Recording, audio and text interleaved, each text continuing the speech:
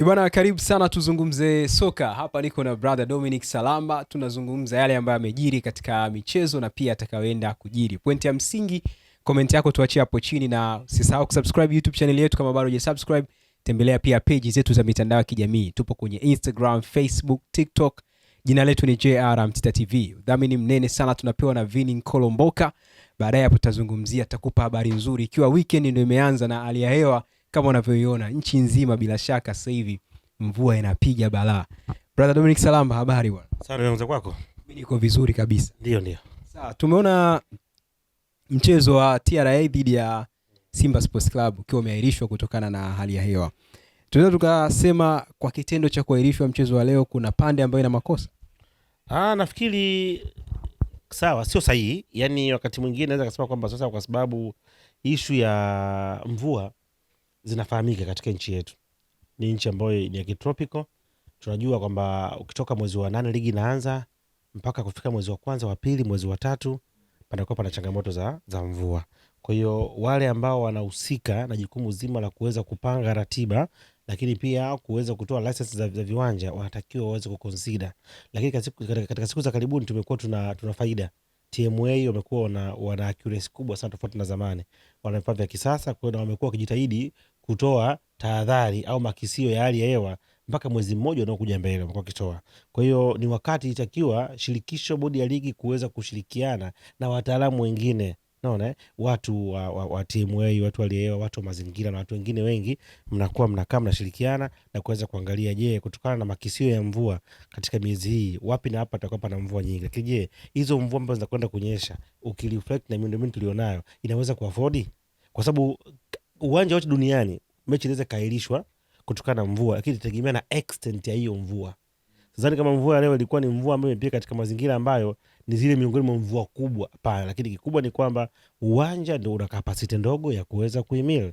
Sasa kabla amjapitisha kiwanja, baada ya timu kuangalia, mlifanya makisio hayo ya kuweza kuona uwanja huu unaweza ukaresist kwenye mvua ya kiasi gani, lakini pia miundombinu yake ikoje? Hayo ni mambo ya msingi, kwa sababu sometimes tunaishi kwa mazoea yani, na bila kuangalia athari kubwa, kwa sababu unaangalia kualisha mchezo sio tu hasara kwa upande wa club, lakini pia kuna haki za matangazo. Maana kama leo hii watu kama wa media, kama za media ambao ndio mwenye patent right, maana yake amesafirisha timu, amepeleka kule, amelipa allowance, amelipa vitu gani, usafiri, magari, achilia mbali mashabiki ambao wanatoka maeneo mbalimbali kuja kuangalia mpira, wafanya biashara, ni vitu vingi ambavyo vinakwenda kuathirika. Kwa hiyo si jambo la kulichukulia tu kwamba ikitokea mvua basi hatuna namna. Hapana, kwa dunia ya leo hii hapana.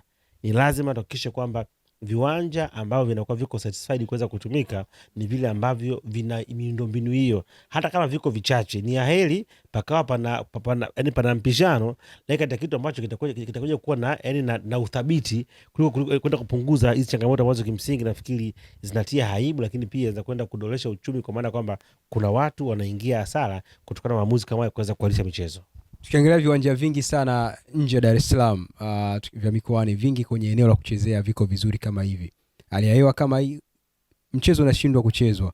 Labda pengine bodi ya ligi au ambao wanasimamia mpira miguu, nini ambacho wakifanya kwa misimu kama hii?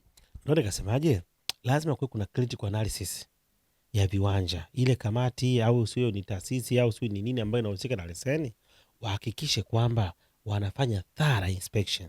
Sio tu kuangalia dressing room, kuangalia tu pengine toilets and the pitch. Hapana, pitch ipo ndio, ikitokea hicho kama ya mvua, pitch ina support. Ni mara 10 tukawa tuna viwanja vichache, au tukaongea hata wamiliki wa viwanja kuweza kuwa namna bora ya kuweza kuitengeza miundombinu, kwa sababu mvua sasa hizi hazikwepeki. Yani kuanzia mwezi wa 3, wa 4, wa 5, je, kila siku ligi itakwenda simama? Hiyo ligi itakwenda kuishi mwaka gani? So unaelewa? Kwani hicho kwamba la ifike hatua tushirikishe wataalamu wa taaluma zao na taasisi husika ili watupatie majibu thabiti ambayo yatusaidia. Kuna viwanja vipo ambavyo vina hiyo quality. Sasa mtu anapoomba kiwanja hiko, mmeangalia miundombinu hiyo? Kwa mfano uwanja wa Jenerali Isamuyo una nini, una support miundombinu yake. Leo pale pana mechi na timu TTRS inatumia uwanja kutoka Dar es Salaam. Kwa nini waruhusu watumie Arusha? Kama hujawaruhusu, uliwashana na watu wa weather pattern kuweza kuona makisio ya mvua itakuwaje.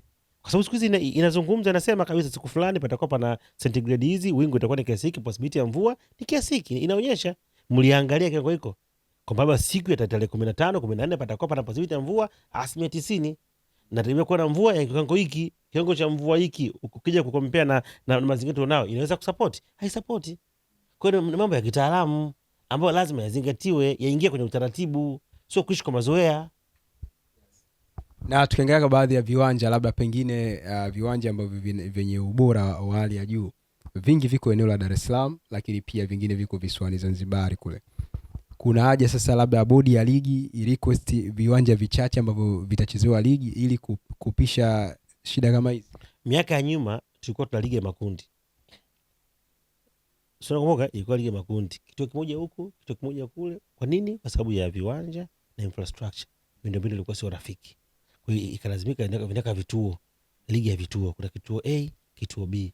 Baadaye unakuja timu zinaingia kwenye nne bora, sio ngapi zinacheza, shamba la bibi, amtaka bingwa inaondoka. Kwa hiyo kuna wakati sio tu kwamba kutaka kuonekana kwamba ligi yako umeitawanya ili usifiwe kwamba ligi yetu inachezeka nchi nzima, lakini inachezeka nchi nzima katika mazingira ambayo yanakidhi vigezo. Si unaelewa? Yaani isiwe tu sifa kwamba tumpeka mechi Kigoma, tumpeka mechi Songea, huko Songea uko peleka, miundombinu yake inakidhi. Unapata maana yangu? Ndio maana hata kwenye AFCON, kwa nini si Tanzania? Kwa nini atuchezee nchi nzima? Kwa nini ni Dar es Salaam, ni Arusha, pengine na Zanzibar au Dodoma? Kwa mikoa mingine hakuna? Wanachokiangalia, wanaangalia maeneo ambayo yana meet standard za mashindano husika. Kwa hiyo ukifanya vile, ukiweka viwanja vichache, shawishi wale watu wengine watengeneze miundombinu, na miundombinu itengenezwe kuwa partial, hiyo miundombinu ya kudumu, ili kuweza kuepusha kadhia kama hizi ambazo zinajitokeza. Hii ni kadhia ambayo haitaki kutokea, sijakataa. Kuna wakati yanaweza yakatokea majanga, lakini hiyo majanga ni extraordinary issues ambayo zipo kwa wakati hizo. Hii sio extraordinary kucha mvua. Arusha haijapiga mafuriko, sio, unaelewa? Ile sio mafuriko, hiyo ni mvua, sio, unaelewa? Juzi Mwanza ndio kama mafuriko, hiyo ni kesi nyingine ambayo no way, yani you can, I'm not excuse. Hii ni mvua ya kawaida ambayo ni mvua masika. Hasa wakati mnaoruhusu wa uwanja, mliliangalia hilo? Juzi uwanja wa Tabora ndio ulikuwa unafyekwa, kesho yake ndio mechi ya Yanga. Hivi uwanja kama ule unaweza kwenda kuitani mvua ule? Yaani mechi kesho, nyasi ziko huku juu ndio wanafyeka. Sisi tulikuwa tunaangalia wote. Siku moja kabla mchezo. Pale ingepiga mvua, kuna mechi pale. Sasa why, kwa nini tunafanya vitu kama hivyo? Labda neno lolote la mwisho kwa wadau wa soka kwa upande huu, tukifungia kwenye upande huo. Pengine sasa bodi ya ligi kuelekea msimu unaofuata, kuna haja ya kukaa na wadau wa soka kiujumla, lakini pia hata makampuni kwa ajili ya kuboresha viwanja hivi ambavyo vinachezewa ligi kuu. Tutoke nje, tujifungie. Yaani mpira sio watu wachache. Mpira unamjibika vitu vingi sana. Yaani sibakie tu kwamba sisi ndio TFF, sisi ndio bodi ya ligi, tuko kadhaa hivi fulani. No. Hiki ni kitu ambacho ni mtambuka, ni cross cutting kwenye dunia leo hii.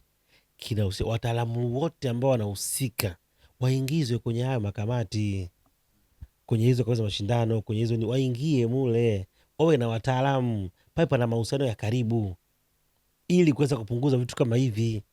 Hivi vitu vipo sasa, vinafanyika na vina wataalamu wake specific wapo, na nchi yetu haiko nyuma kiasi hiko, imepiga hatua, inaweza kuwa na vitu vikubwa na vizuri.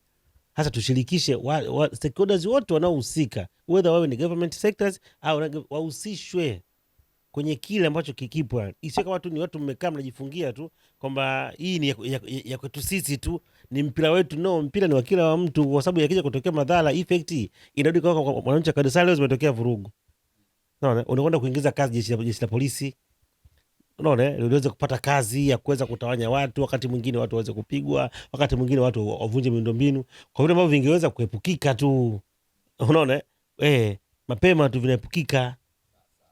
Mnagundua bana, leo mazingira hapa yako sawa, mmeangalia weather pattern haijakaa vizuri, mapema tu mechi leo hakuna kutokana na mazingira haya. Kwa nini mangapi tumeshuhudia Ulaya watu mechi zikaitishwa, hata kama tunaenda viwanjani unakuta ni postponed, watu washaangalia, wameona kwamba leo mazingira sio mazuri, compare na miundombinu ambayo uko nayo au kwa matokeo ya kiusalama tumekuwa tukiona mara kadhaa. Mimi nikushukuru sana brother Dominic Salamba. Karibu tena. Yes, hivyo ndivyo ambavyo leo tumemaliza. Tumeongea vingi sana. Comment yako tuachie hapo chini, itakuwa ni vizuri sana kama ukatuachia comment yako kwenye hiki ambacho tumekizungumza. Na usisahau kusubscribe YouTube channel yetu ili uwe number 1 kupata habari zetu kutoka hapa JNR Mtita TV, rafiki namba 1 wa burudani na michezo. Mimi ni Toa Bwali, nyuma ya kamera kwa mwenzangu hapo AP Classic ambaye anahakikisha picha iko vizuri kabisa. Ni kweli hoteli nyingi umeshafika na umeshapata huduma zao, lakini nikuulize, je, umeshawahi kufurahia na kuenjoy kwa kupata huduma nzuri na bora zaidi kutoka Brand Hotel? Usijali wala hujachelewa. Brand Hotel ndio mabingwa kutoa huduma bora zaidi. Ni hoteli ya kifahari inayopatikana mkoa wa Dodoma, yenye mandhari nzuri ya kuvutia. Ufikapo Brand Hotel utapata huduma bora ya malazi, vyakula vizuri vya Kiafrika na vya kimataifa, vinywaji vya aina zote, free breakfast, free wifi, free swimming pool, vyumba vya kisasa vyenye huduma tofauti tofauti vitakavyofanya siku yako iwe nzuri na ya kipekee. Pia tuna kumbi za kisasa kwa ajili ya mikutano na shughuli mbalimbali, garden nzuri ya kuvutia kwa ajili ya kupumzika na kupiga picha. Tunapatikana Kisasa, Dodoma, Tanzania. Fanya booking online kupitia booking.com. Tunapatikana kwa simu namba 0773467756. Email brandhotel14@gmail.com. Brand Hotel, tunaamini kwenye ukarimu na huduma bora.